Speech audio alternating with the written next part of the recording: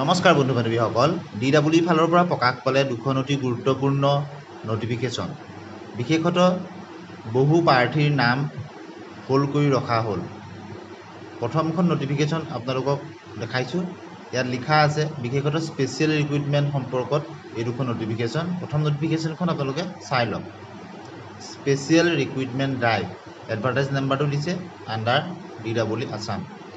The appointment letter of the following candidates have been kept on hold due to incorrect dice code entered by the candidate in online portal. অৰ্থাৎ এই প্ৰাৰ্থীসকলে তেওঁলোকৰ যিটো স্কুলৰ dice code ভুলকৈ তেওঁলোকে online আবেদনত এণ্টাৰ কৰিছিলে সেইকাৰণে তেওঁলোকৰ এপইণ্টমেণ্ট লেটাৰবিলাক হোল্ড কৰি থোৱা হৈছে A link will be given to correct the dice code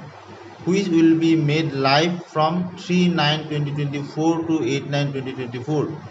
এটা লিংক প্ৰদান কৰা হ'ব 3 ছেপ্টেম্বৰ অৰ্থাৎ আজিৰ পৰা 8 ছেপ্টেম্বৰ 2024 লৈকে আৰু তেওঁলোকৰ এপইণ্টমেণ্ট লেটাৰ ৰিলিজৰ সম্পৰ্কত পৰৱৰ্তী সময়ত নটিফিকেশ্যন প্ৰকাশ কৰা হ'ব গতিকে ইয়াত তেনেধৰণৰ সমস্যা ইউডাইজৰ এণ্ট্ৰিত ভুল কৰা প্ৰাৰ্থীসকলৰ নাম ইয়াত দিছে 87 জন প্ৰাৰ্থী আছে ইয়াত গতিকে তেওঁলোকে আজিৰ পৰা যিটো লিংক দিব তেওঁলোকৰ কাৰণে ডাইচ কোডটো তেওঁলোকে শুদ্ধকৈ এণ্ট্ৰি কৰিবৰ কাৰণে আৰু শুদ্ধকৈ এণ্ট্ৰি কৰি দিবৰ কাৰণে 3 তাৰিখৰ পৰা 8 তাৰিখলৈকে এই লিংকটো এক্টিভ হৈ থাকিব গতিকে তেওঁলোকে DW অফিচিয়েল ৱেবছাইটত গৈ তেওঁলোকৰ নামটো শুধৰণি কৰি ল'ব লাগিব এতিয়া দ্বিতীয়খন নটিফিকেশ্যন দেখিছে আপোনালোকে এডভাৰটাইজ নাম্বাৰটো দিছে এইখনো 2 তাৰিখে প্ৰকাশ পাইছে the appointment letter of the following candidates have been kept on hold এইসকল প্ৰাৰ্থীৰ নামো হোল্ড কৰি ৰখা হৈছে for further verification of their credentials তেওঁলোকৰ ডকুমেণ্টসমূহ পৰৱৰ্তী সময়ত